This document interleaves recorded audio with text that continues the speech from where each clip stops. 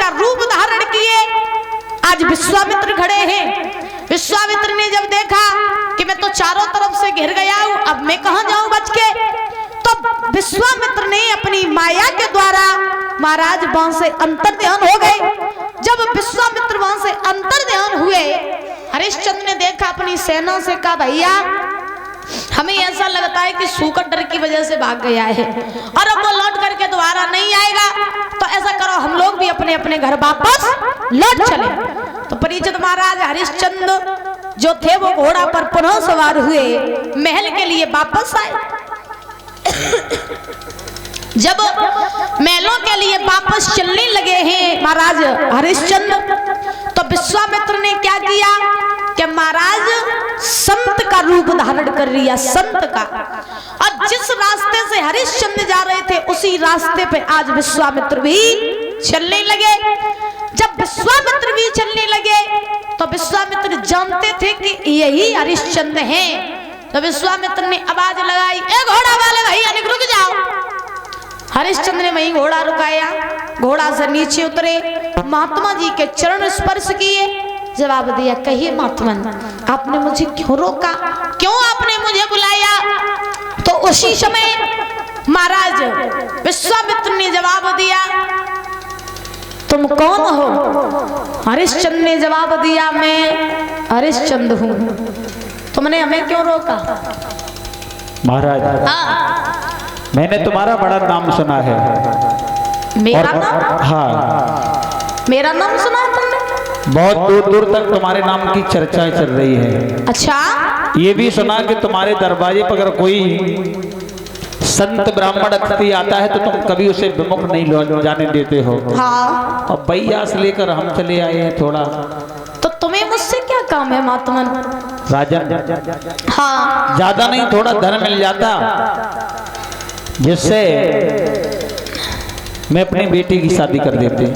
अरे धन का आप क्या करोगे, तुम संत महात्मा होकर के भी धन चाहिए तुमको, ऐसा क्यों? ऐसा इसलिए है, हम अपनी बेटी मेरी शादी योग्य हो गई है। अच्छा। और जिसके दरवाजे पे जाते हैं कोई 10 लाख बताता है तो कोई 5 लाख बताता है। अब इतनी धन है, संपत्ति है नहीं जो शादी कर दे, मगर सबकी जरूरत नहीं है। अच्छा, हाँ, तो तुम्हें धन चाहिए? थोड़ा धन मिल जाता जो हम अपनी एक बेटी की शादी कर देते। महात्मन, हाँ, मेरी बात सुनो, अभी तो मैं अपने बाग से लौट करके आया हूँ और अभी मेरे पास में कुछ देने के लिए है नहीं।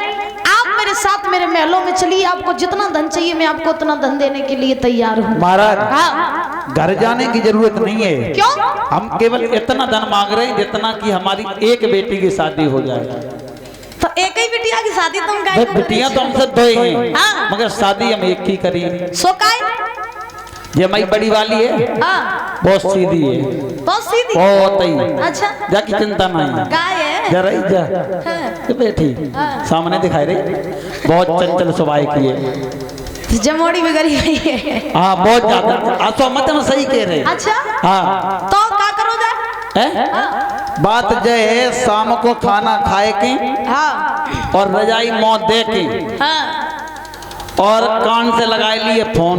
अच्छा, और फिर पूरी रात गोनो न गोनो न गोनो न गोनो न गोनो न गोनो न गोनो न पूछो किन को फोन आओ तो कहूँ जीजा को बते, कहूँ फूफा को बते। अब वो जब बताओ महाराज, एक बिटिया तब के वे शादी नहीं भाई, अच्छा? तो जीजा कहाँ से कूद पड़ जाएगी? बात तो सही है। अच्छा, तो और कहूँ की नहीं जरूरत, केवल मुझे जाके शादी करने जाके केवल। तो जब तुम्हारी बिटिया बहुत बिगड़ी है, हाँ, इतना धन दे दो तो जाके हम शादी करते। तो फिर जा हमें सुधार दे। तो जाते बड़ी मेहरबानी का हो जाए। अच्छा, तुम्हें धन चाहिए? सुनो महात्मन, मैं तुम्हें धन देने के लिए तो तैयार हूँ, लेकिन अभी मेरे पास में धन है नहीं। मैं आपको धन दूं कहां से? कहां से मैं आपको धन दूं महात्मन? हाँ महाराज, कहां से मैं आपको धन दे दूं? मेरे पास है ही नहीं अभी। अभी तुम्हारे पास इस समय कुंजी और लगाम है।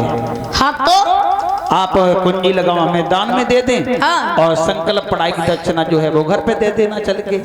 आज दादा ध्यान रखना, विश्वामित्र जो है वो हरिश्चंद्र के ऊपर चाल चलने लगे। विश्वामित्र ने जवाब दिया, हरिश्चंद्र अगर तुम्हारे पास में कुछ देने के लिए नहीं है तो तुम्हारे पास में ये जो कुंजी और लगाम है तो इससे ही तुम तिरवाचा भर लो।